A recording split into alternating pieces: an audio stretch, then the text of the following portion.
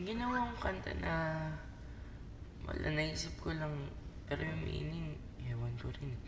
Parang example ng akala mo mahirap magmahal, pero pag may nagmahal na sa'yo,